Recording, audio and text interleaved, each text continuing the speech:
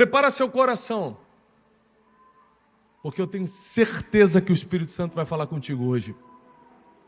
Você não veio aqui à toa. Existe um propósito claro e muito bem definido para você estar aqui hoje. Existe um motivo.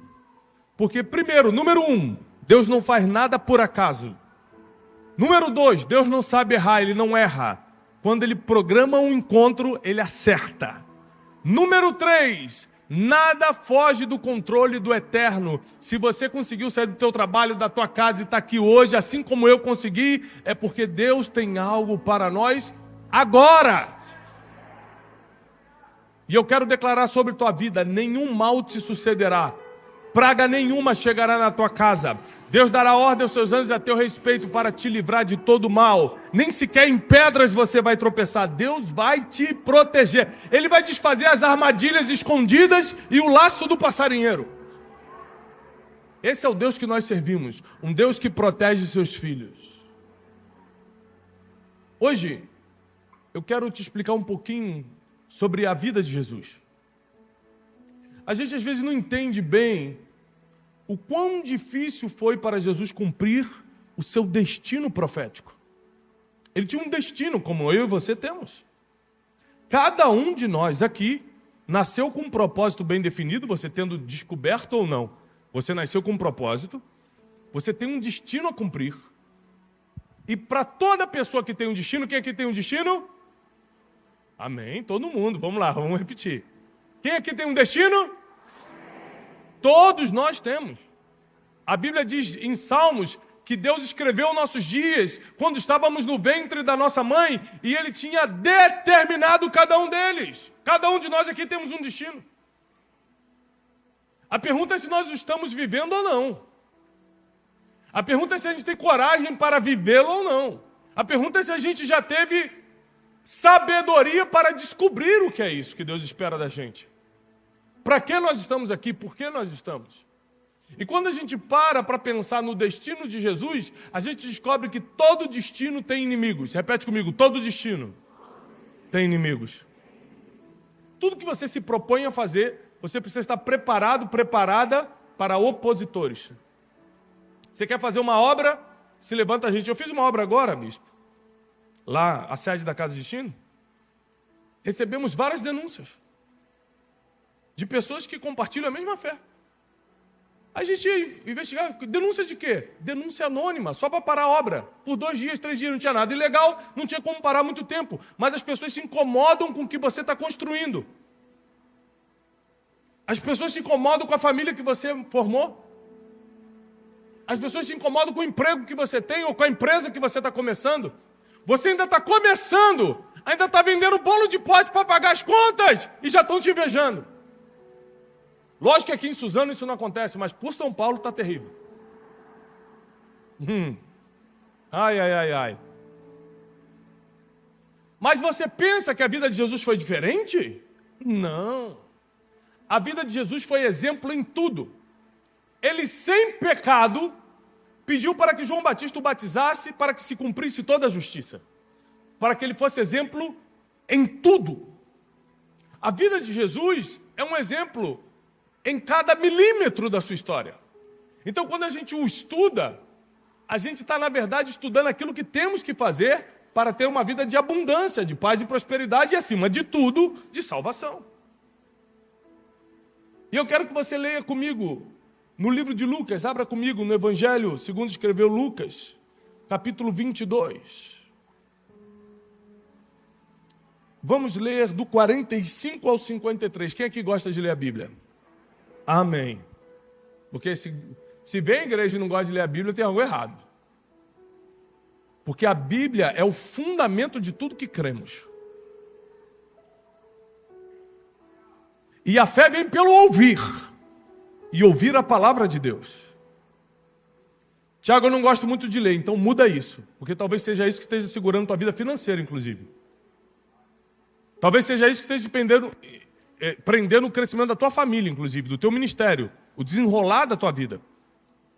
Porque ler a palavra, no mínimo, você tem que ler livros, tem que ler um monte de coisa, material didático, mas a palavra é obrigatório. E a Bíblia diz assim, em Lucas 22, a partir de 45. Levantando-se da oração, Jesus foi ter com os discípulos e os achou dormindo de tristeza. Quem aqui já teve uma tristeza profunda na vida? Só isso? Não acredito. Vou repetir. Quem aqui já teve uma tristeza profunda na vida? Quase todos nós já passamos por uma tristeza profunda, porque tristeza normal é certo que todos nós passamos. Agora, profunda, que é a perda de um ente querido, de uma pessoa que você amava muito, que é uma punhalada pelas costas de alguém que você confiava, que é a esperança sendo roubada, você esperava que aquilo ia acontecer e nunca aconteceu. Ou seja, a tristeza profunda, muitos de nós já experimentamos. E a Bíblia diz que os discípulos, quem eram os discípulos? Que andavam coladinho com Jesus, lado a lado com Jesus, com o Messias. Estavam numa tristeza profunda, ou seja, é possível estar com Deus e estar triste. É possível. Porque os discípulos, estando pessoalmente com a imagem do Deus invisível, estavam tristes. Eles estavam tristes por causa da situação. Jesus estava agonizando, suando, gotas de sangue. Eles viram aquela situação toda, ficaram pasmos, ficaram assustados e ficaram tão tristes que dormiram. Uma das características da depressão é o sono excessivo.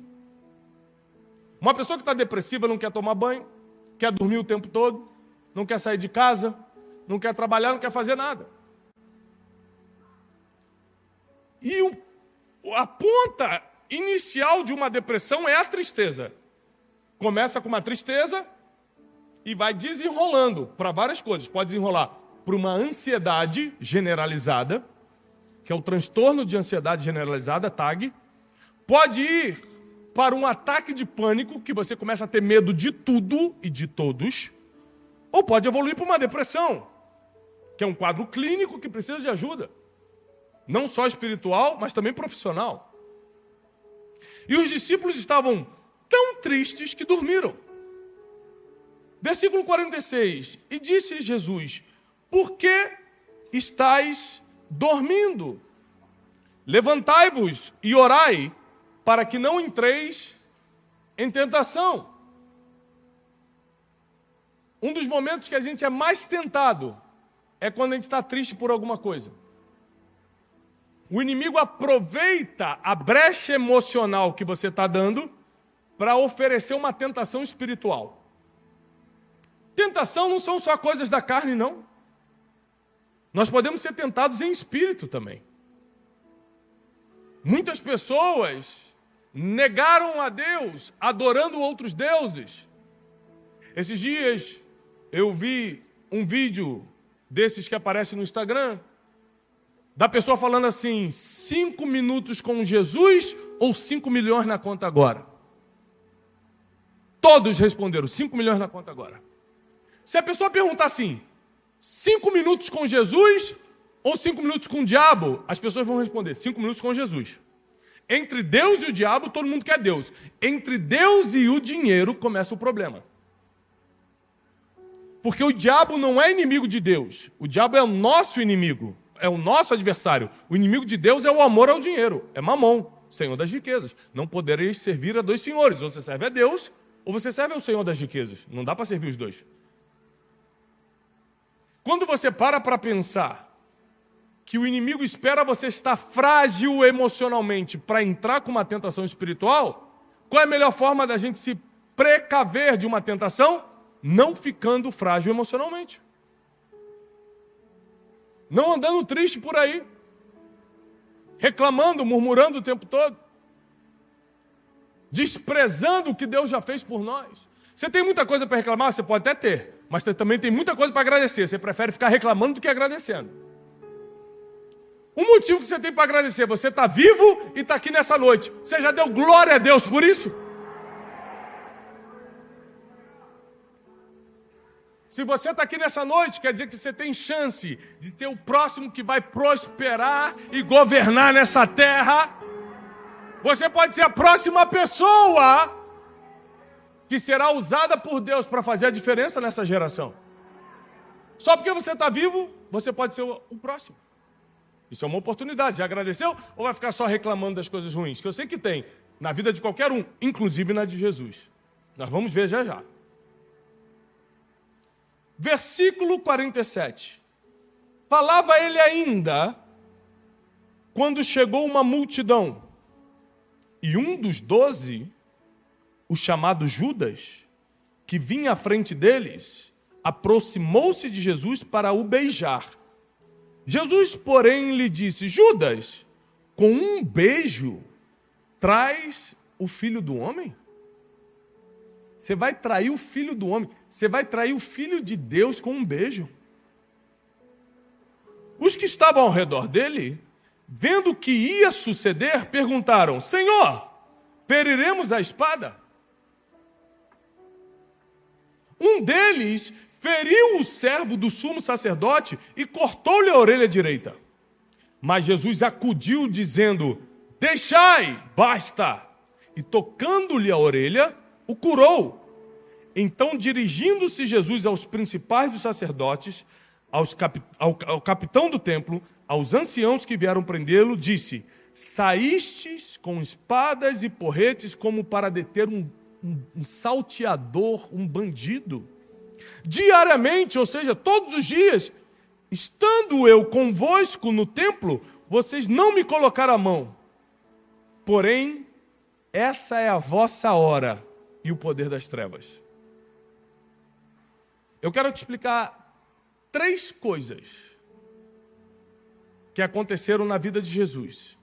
3 coisas que esse texto nos explica que talvez você nunca tenha percebido. 3 coisas que acontecem na tua vida todo dia e aconteceram na vida de Jesus. Eu quero te explicar como Jesus reagiu, que talvez esteja muito diferente de como você reagiu ou reage. A primeira coisa que eu quero que você entenda é que Jesus era perfeito. Todos concordam que Jesus era perfeito? Sim ou não? Todos concordam que Jesus não tinha pecado? Todos concordam que nele não havia defeito? Ou seja, um homem que é perfeito, um homem que não tem pecado, um homem que não tem nenhum defeito, vem alguém que andava com ele, lado a lado, chamado Judas, e o trai. E você achando que a culpa foi tua, porque te apunhalaram pelas costas, porque te caluniaram, porque falaram mal de você, porque mandaram indireta no Facebook, no Instagram, porque fizeram isso, porque... A culpa não é nossa, a culpa é de quem trai. A responsabilidade é de quem trai. Jesus, sendo perfeito e sem defeito, foi traído. O que esse texto nos ensina? Que não adianta o que você faça, sempre haverá pessoas ruins à nossa volta. Não importa o quão bom, o quão boa você seja, sempre vai ter alguém para estragar a festa.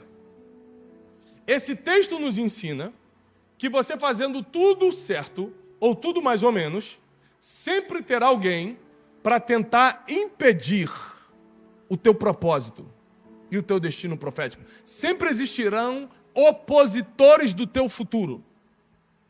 Pessoas que são mandadas pelo nosso adversário, o inimigo, para enfraquecer as tuas emoções. Porque a Bíblia não deixa claro, mas não deve ter sido fácil para Jesus ter sido traído por um dos 12 mais próximos. Porque quem trai é quem está perto. Os de fora só decepcionam. Quem trai é quem está pertinho, comendo com você, conversando com você, recebendo informações sobre o teu futuro e sobre os teus sonhos. É por isso que tem 3 coisas que você nunca pode compartilhar com ninguém que não seja teu cônjuge. Tua vida financeira, tua vida amorosa e o teu próximo passo. Nunca converse com ninguém sobre isso. É com teu cônjuge e com Deus. Por quê? Porque as pessoas não estão preparadas para escutar os teus sonhos. Elas não estão preparadas. Você pode achar que estão, mas não estão. Judas frustrado, porque Jesus queria se entregar por amor à humanidade e ele queria um guerreiro que iria libertar Israel, porque ele estava frustrado com o próprio sonho, ele entregou Jesus. Ele vendeu Jesus por uma quantia de dinheiro.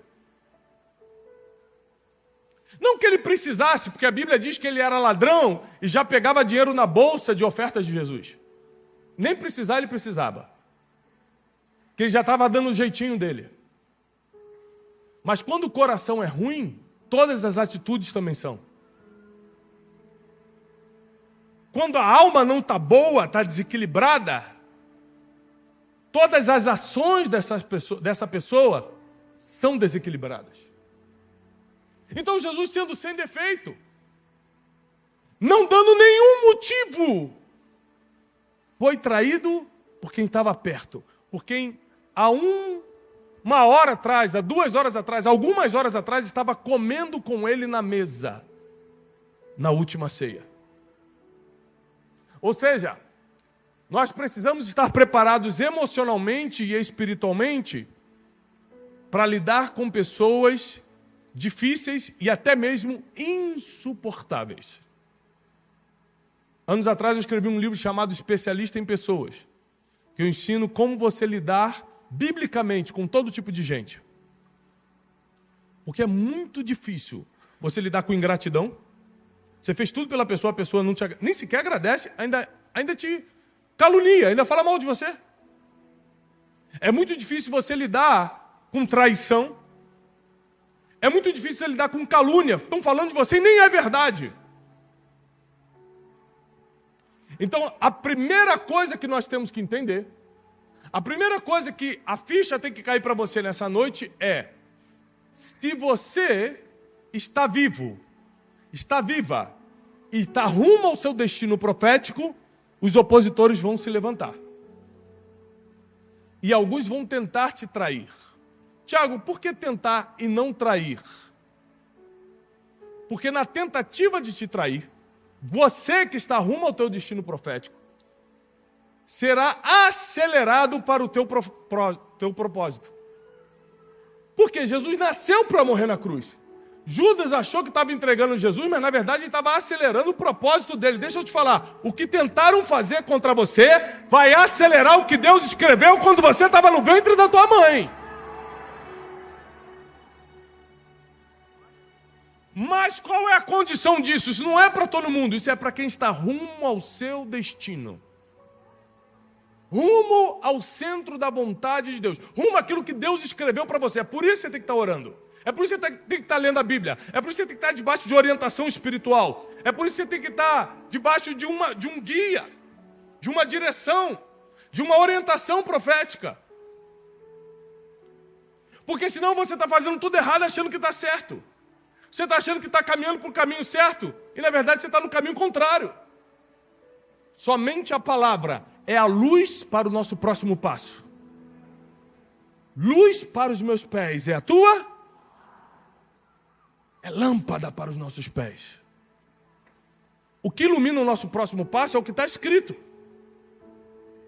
E a Bíblia diz que Jesus, no dia mais difícil da sua vida, também foi traído. Presta atenção. O inesperado não vem quando você está pronto. O inesperado não vem quando você está bem. O inesperado, que são as traições, as calúnias, a facada pelas costas, não vem quando você está equilibrado emocionalmente, vem no teu pior dia. É impressionante. Jesus estava vendo o pior dia dele, é o dia que ele tem que se entregar. O dia que ele estava tentando negociar com Deus o seguinte: Pai, se possível, afasta de mim esse cálice. No dia que ele está pedindo, não deixa eu passar por isso, Judas ainda vem e trai. Você está preparado? Porque você quer a glória de Jesus, mas você está preparado para viver os caminhos de Jesus? Porque a Bíblia diz que se nós vivemos por Ele, também seremos glorificados com Ele. Então o primeiro conselho dessa noite, baseado na história de Jesus, é: aprenda a lidar com gente ingrata, difícil e insuportável, porque isso faz parte do caminho. Aprenda isso. Ah, eu estou me sentindo tão traído. Então fica 20 anos chorando por isso. Porque Jesus nunca mais tocou no nome de Judas. Morreu, ressuscitou. Apocalipse está lá escrito, mostrando como vai ser o nosso fim. E o nome de Judas não é mais citado. Ou seja, traiu, tchau. Agora eu vou seguir meu caminho. É a gente que fica remoendo. Jesus não. É a gente que fica relembrando. Jesus não. É a gente que fica, ai, ele fez isso, ele fez aquilo. Jesus não, Jesus seguiu rumo ao destino profético. Ele foi para a cruz com Judas, sem Judas, com problema, sem problema. Ele foi cumprir o que ele nasceu para fazer. Não deixe que suas emoções te impeçam ou te confundam de viver o teu destino profético. Continuando. Versículo 49. Os que estavam ao seu redor, vendo o que ia suceder, perguntaram: Senhor, feriremos a espada? Sabe quem estava perguntando isso? Os apóstolos. Vamos matar todo mundo na espada? Eu estou até estranhando os homens de Deus irem com espada para o monte orar, mas tudo bem. Versículo 50. Um deles, que nós sabemos que foi Pedro, porque outros evangelhos citam, mencionam o nome de Pedro, um deles feriu o servo do sumo sacerdote e cortou-lhe a orelha direita. Mas Jesus acudiu, dizendo: deixai, basta, e tocando-lhe a orelha, o curou. Segundo outros evangelhos, o nome desse servo era Malcom. Pedro saca a espada. O apóstolo Pedro, homem de Deus, discípulo de Cristo, 3 anos e meio morando com Jesus, saca a espada e corta a orelha do cara. Para ele ter acertado a orelha, ele mirou aonde? Me diz. Não, porque espadachim ele não era. Você que não é espadachim, que não está acostumado a mexer com espada, você cortou a orelha de alguém, você mirou aonde? Na cabeça. Pedro foi para matar o cara. Sabe o que Jesus fez? Combateu o mal com o bem. Jesus fala para Pedro: para. Em outras passagens, Jesus fala assim para Pedro: Pedro, você não sabe que quem vive pela espada vai morrer? E aí ele faz o seguinte: ele continua no dia mais difícil da sua vida, no dia da sua traição, no dia da sua entrega, ele continua cumprindo o seu propósito. Ele pega a orelha daquele homem e o cura, porque você não pode parar de cumprir o seu propósito, mesmo nos dias mais difíceis da sua vida. Jesus não falou: hoje eu não vou curar porque eu estou triste. Hoje eu não vou curar porque eu fui traído. Hoje eu não vou curar porque a humanidade está me rejeitando. No dia mais difícil da sua vida, ele continuou sendo quem era, porque quem já sabe a sua própria identidade não negocia mesmo nos dias terríveis. Ele pega, ele cura aquele homem e ele cala a boca do mal, não discutindo, mas mostrando com o bem como se faz. Imagina a vergonha de Pedro falando: meu Deus, eu, em vez de perdoar, eu, em vez de fazer 70 vezes 7 como Jesus me ensinou, eu, em vez de praticar tudo que esse homem ficou 3 anos e meio falando, eu fico nervoso a ponto de fazer uma besteira. Ele tem que me corrigir em público, mas de uma forma dócil e amável.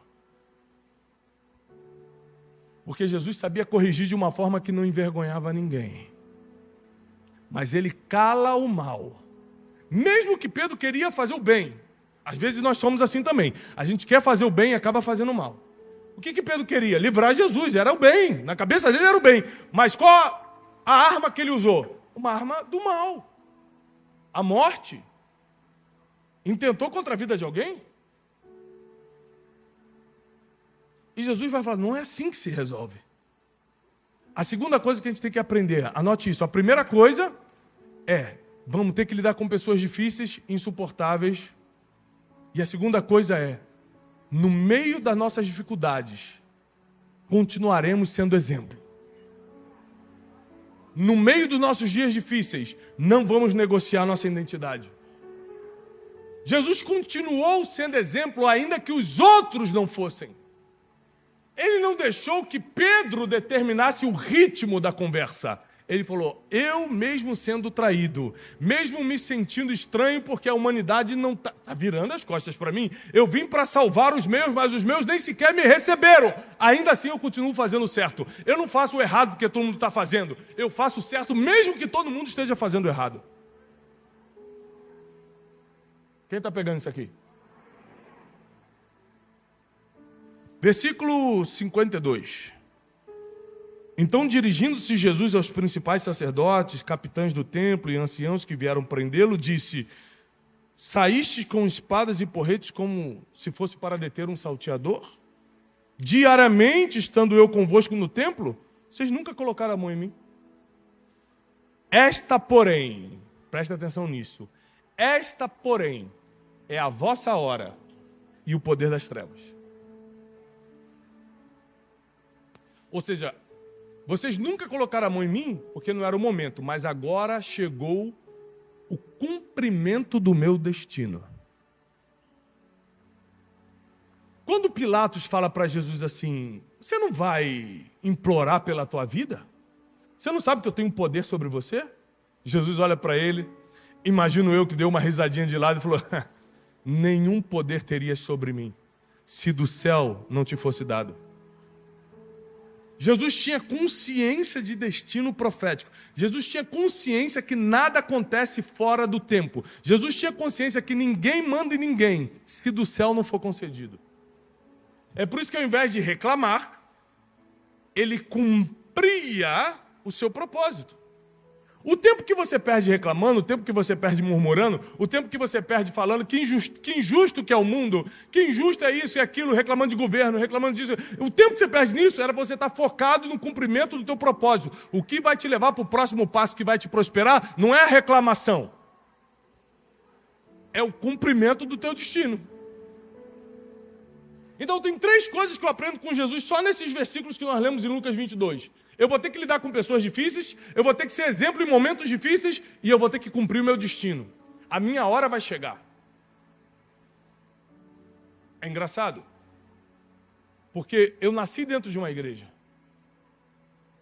Eu sou filho de pastor, neto de pastor, não sou pastor de igreja, mas sou um pregador. Profissionalmente, sou escritor, sou empresário, sou mentor. Mas para servir a Deus e as pessoas, eu prego o Evangelho. Por chamado, por missão. Mas desde criança eu fui exposto a essa realidade.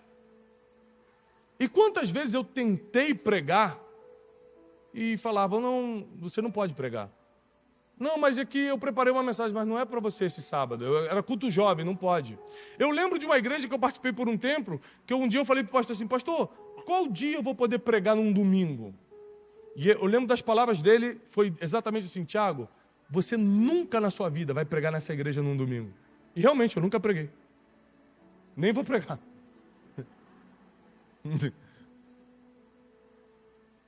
E aí na época eu ficava chateadinho, estão me bloqueando. Que bloqueando nada? Não chegou a sua hora.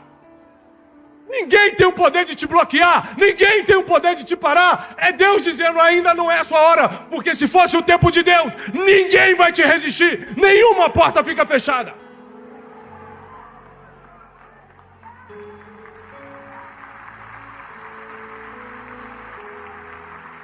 Jesus deixou claro. Eu estava todo dia aqui, e vocês nunca me colocaram a mão. Sabe por que vocês querem colocar a mão em mim agora? Porque chegou a hora. Porque chegou o tempo do cumprimento do meu destino. Não é porque vocês querem me prender. É porque eu decidi me entregar. Não é porque vocês acham que tem força. É porque Deus marcou no seu relógio. Chegou o momento. Eu vou redimir a humanidade com o sangue do meu único filho. Não é que estão tentando te impedir. É Deus que está te segurando para a hora certa. Eu vou repetir, não estão tentando te impedir, Deus está te segurando para a hora certa. Sabe o que eu fico pensando? Bispo? Se há 15 anos atrás, quando esse pastor me falou isso, ele tivesse deixado eu pregar as besteiras que estava hoje na internet, eu falando. Porque há 15 anos atrás eu não falava o que eu falo hoje. Eu não pensava o que eu penso hoje. Eu não tinha a maturidade bíblica e espiritual que eu tenho hoje. Só que na internet ninguém tira o que você falou. Então a pergunta é, ele me impediu ou Deus que me poupou? Porque, segundo a tradição e também a psicologia, a primeira impressão é aqui. Aí a pessoa me vê pregando uma vez e fala, é isso aí que é o Tiago? Não quero escutar não, mas obrigado. Ele não me impediu nada. Deus que me poupou para o tempo certo.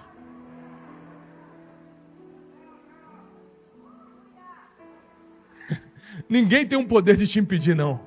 O Deus que você serve é muito mais poderoso do que qualquer opositor. O Deus que você serve manda muito mais do que qualquer inimigo. É que tudo está sendo preparado para o tempo certo. Eu fico imaginando, se essas três coisas Jesus teve que lidar, por que a gente acha que não vai ter que lidar? Se a gente é cheio de defeito, se a gente é cheio de pecado e Jesus não tinha nada disso. Quem aqui tem defeito? Levanta a mão. Aquela ali não levantou a mão. Quem aqui já cometeu algum pecado na vida? Teve um ano que não levantou. Jesus pode levar aquele ali. Está sem pecado, leva. Ou seja, a gente é cheio de defeito, cheio de pecado, cheio de coisa para consertar na vida, e acha que não vai passar por tudo que Jesus, sendo perfeito, passou? Ah, não. Tem alguma coisa de errado na nossa filosofia. Jesus teve que lidar com gente difícil, com traidor, com quem dizia que nunca ia trair e depois negou, que foi Pedro, fingiu que não conhecia. Jesus teve que lidar com gente insuportável. Jesus teve que lidar com os fariseus, com hipócritas. E você só quer lidar com gente boa. Senhor, me tira daqui porque eu nasci para algo melhor, Senhor. Deus, só se for para o céu. Só se eu te levar. Então Jesus provou que enquanto estivermos vivos, faz assim, ó. Tá vivo? Vai ter que lidar com gente insuportável. E lidar bem, hein? E amando. E perdoando 70 vezes 7. É assim. Deixando para lá. E se teu inimigo tiver fome, você vai dar de comer. E se tiver sede, você vai dar de beber. Porque filho de Deus não é quem vem à igreja, não. É quem faz isso.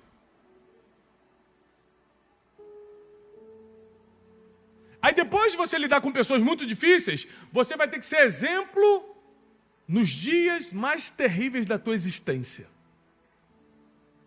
Não vai poder dar desculpa, mas eu estava depressivo, tá? Mas eu estava muito triste, tá? Mas é que eu estava arrebentado emocionalmente, tá? Eu já usei muito dessas desculpas. Deixa eu te falar uma coisa, por experiência própria. Não funciona com Deus. Dar desculpinha para Deus não funciona, porque Ele te conhece melhor do que você mesmo e Deus sabe que você poderia ter sido exemplo mesmo no dia difícil. Então eu já errei muito. Eu já me desviei muito do alvo em dias difíceis. E me arrependo, porque se eu tivesse caminhado retamente nos dias mais difíceis, eu estaria muito mais longe do que eu estou hoje. Ou seja, nossos resultados dependem de como a gente reage aos dias difíceis. Você pegou isso? O teu futuro, os teus frutos, os teus resultados dependem de como você reage aos dias difíceis. Você fala assim, Deus vai me perdoar? Claro que vai. Deus só não perdoa duas coisas. Blasfêmia contra o Espírito Santo e quem não perdoa o seu próprio irmão. A Bíblia diz que se você não perdoar quem te feriu, o Pai que está no céu também não te perdoa. Então só tem duas coisas que Deus não perdoa. Todo o resto Ele perdoa. Tiago, eu pequei. Ele se arrependeu? Me arrependi. Tá perdoado. Pronto. O problema não é se Deus vai te perdoar. O problema é o quanto você está atrapalhando o teu futuro. Deixando de ser exemplo no dia que você deveria provar que estava do lado de Deus. O problema não é o perdão está garantido. Na cruz do Calvário já foi. O problema é quanto você está se atrapalhando. E terceiro, nada acontece fora do que foi determinado por Deus. Ele é soberano, Ele é o dono do futuro, Ele é o Senhor do teu destino, Ele sabe o que acontece e o que vai deixar de acontecer, então confia totalmente nele. Se a porta ainda não se abriu, é a vontade dele. Se abriu, é porque Ele quis. Se estão te pedindo, não é porque as pessoas querem, é porque Deus está te poupando. Ou seja, confie no que Deus escreveu sobre você e para você. Confie nisso. Deposite a tua esperança nele. Ou seja, nossa vida não é possível se nós não dependermos e confiarmos 100%, porque com Deus Ele não quer 99%, desculpa. É 100% confiando nele, dependendo dele. Jesus é a prova. Porque Ele foi exemplo em tudo. De que nós vamos ter que lidar com situações difíceis, em dias difíceis, mas dá para ficar de pé. Você não tem que se entregar, porque dias difíceis chegaram e pessoas difíceis atravessaram tua história. Você não tem que fazer o que eles fizeram. Você não tem que reagir na mesma moeda. Você não precisa se rebaixar. Você não precisa lutar com a mesma espada. Você pode ser como Jesus. Que mesmo que alguns, até por boas motivações, façam mal, você continua fazendo o bem. Nessa história de Jesus eu percebo que a gente está um pouco longe da realidade de Cristo. Porque Ele sabia lidar com qualquer situação. E Ele deixou o ensinamento de que em Cristo podemos todas as coisas. O que o apóstolo Paulo fala? Posso todas as coisas naquele que... Eu posso todas as coisas naquele que me fortalece. Ou seja, não é porque você tem poder, mas porque quem te fortalece te faz capaz de realizar. Então como é que eu vou lidar com pessoas difíceis, Thiago, se meu temperamento é difícil? Porque não é pelo seu temperamento, mas é por aquele que te fortalece. Thiago, como é que eu vou ser exemplo num momento terrível da minha vida? Porque não é porque você é certinho, mas é por causa daquele que te fortalece. Thiago, como eu vou acreditar no destino se minha vida está de cabeça para baixo? Porque não é pela tua realidade atual, mas pelo aquele que te fortalece. É por causa dele. Porque todas as coisas são por Ele, para Ele e por causa dEle. Ou seja, eu entendo, lendo Lucas, capítulo 22, que nós estamos um pouco longe, porém, ainda em tempo hábil. Longe, porém, ainda há tempo de sermos como Jesus. Quem aqui tem que conviver meio que diariamente com alguém muito difícil? Levanta a mão. Todo mundo? Gente, Suzano está terrível, hein? Em São Paulo a gente tem cota. Tem a cota de pessoas insuportáveis. Passou da cota, não tem mais. Em São Paulo é rodízio. É só as segundas e quintas. Ou seja, você tem que lidar com gente difícil todo dia. Quer sair desse mundo? Tem que morrer. Ninguém quer morrer, então vai ter que lidar com gente insuportável. E lidar como? Com amor e com perdão. E nos dias difíceis, vai ter que ser o exemplo. No dia que Pedro estiver cortando a orelha dos outros, você está curando a orelha de quem cortou. E no dia que acharem que eles estão colocando a mão em você, você fala, não é você que está colocando a mão em mim, é que chegou a minha hora. Chegou o cumprimento do meu destino. Deixa eu te falar uma coisa sobre tempo, sobre momento, sobre destino. Eu sempre tive o sonho de escrever livro. Hoje, pela misericórdia e graça de Deus, eu sou um dos autores mais lidos do Brasil em todas as categorias. Mas quando era só um sonho, eu não acreditava que era possível. É claro, eu era um suburbano, morava na periferia do Rio de Janeiro, pobre, não tinha acesso a nada. Repeti a quarta série 2 vezes, quase fiz faculdade de quarta série. Tinha TDAH médio para severo.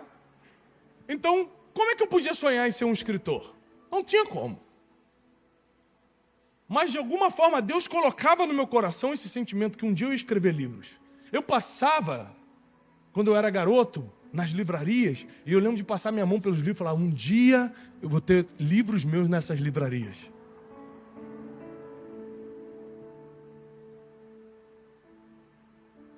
Chegou o tempo mais difícil da minha vida. Eu quebrei, fui injustiçado, caluniado, processado, ameaçado, entrei em depressão, achei que Deus tinha me abandonado, comecei a duvidar até da Bíblia.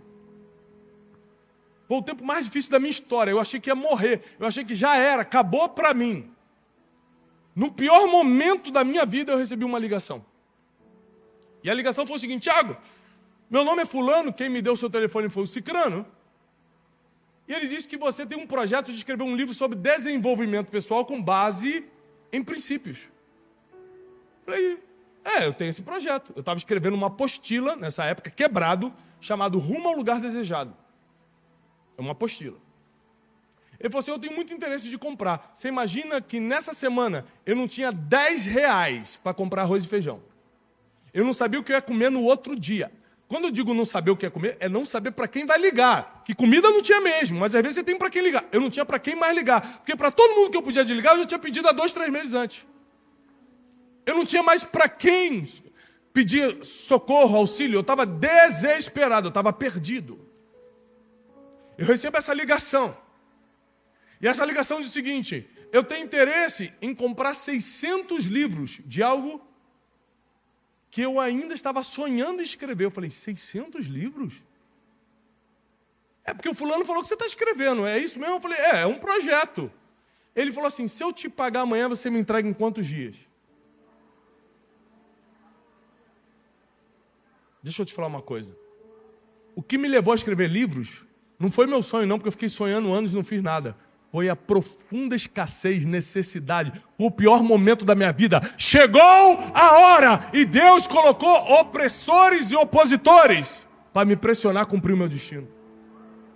Eu falei assim, se você depositar amanhã, eu te entrego em 30 dias. No outro dia entrou R$18 mil na minha conta, o dinheiro mais alto que eu tinha recebido na minha vida até então. Eu falei para a Jaline, minha esposa, tô rico. Já era! Mudou a nossa sorte! Prepara as bolsas, vou para Paris! Tô brincando, eu falei isso não. Eu nem sonhava em ir para Paris, né? Prepara! Falei, Janine, nossa sorte mudou. Vou escrever um livro. Vai escrever um livro por quê? Porque me pagaram para escrever. Hoje, quando eu vejo meus livros na revista Veja, em todas as publicações seculares, Tiago Brunet vendeu 1 milhão de livros. Vendeu 2 milhões de livros. É o autor mais lido em tal segmento. É não sei o quê. Lembre-se que não é porque eu quis ou sonhei. É porque Deus disse, chegou a hora. Quando chega a hora, nada vai te impedir. Quando chega a hora, ninguém vai te segurar. Chegou a hora, diz o Senhor. E eu quero orar por você nessa noite. Porque se deu certo com Jesus, vai dar certo com os discípulos de Jesus. Se deu certo com o Filho de Deus, vai dar certo com os filhos de Deus. Se Jesus conseguiu, é porque nós também vamos conseguir. Porque Ele é o nosso exemplo em tudo. Se você crê nessa palavra, fica de pé, eu quero orar por você. Eu quero profetizar sobre a tua vida. Eu quero declarar sobre a tua casa. Senhor, na autoridade do nome que está sobre todo nome, nós declaramos agora, venha o teu reino e seja feita a tua vontade, assim na terra como nos céus. Cumpra em nós o teu querer, o teu desígnio, que teu destino, que o teu projeto, que o teu propósito se cumpra em nós. Te pedimos isso porque nós cremos no Espírito Santo de Deus. Te pedimos isso porque nós cremos nos milagres que só Jesus pode fazer. Te pedimos isso porque estamos dispostos a compartilhar a cruz contigo. E declaramos: não temos outro bem além de ti. Dependemos somente de ti. E toda a nossa confiança e esperança está em ti. E quem crê nessa palavra e recebe, aplauda o Senhor com toda a sua força, com todo o seu entendimento. Em nome de Jesus.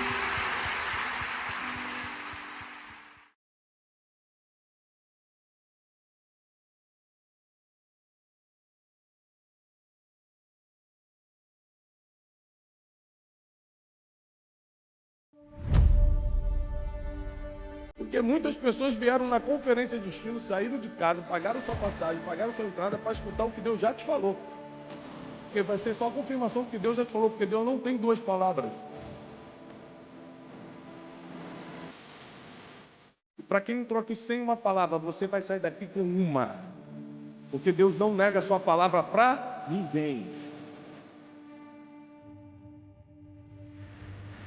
Você não precisa de fé quando as coisas acontecem. Você precisa de fé antes que as coisas aconteçam.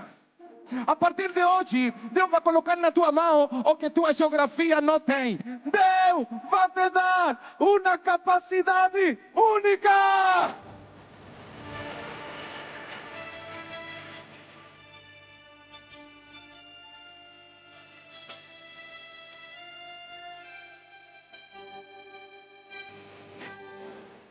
Deus me mandou nessa manhã para dizer que o que Ele te prometeu, por mais que do teu lado falem que tem inimigos, e às vezes é verdade, tinha inimigo mesmo, mas se Deus te prometeu, já aconteceu.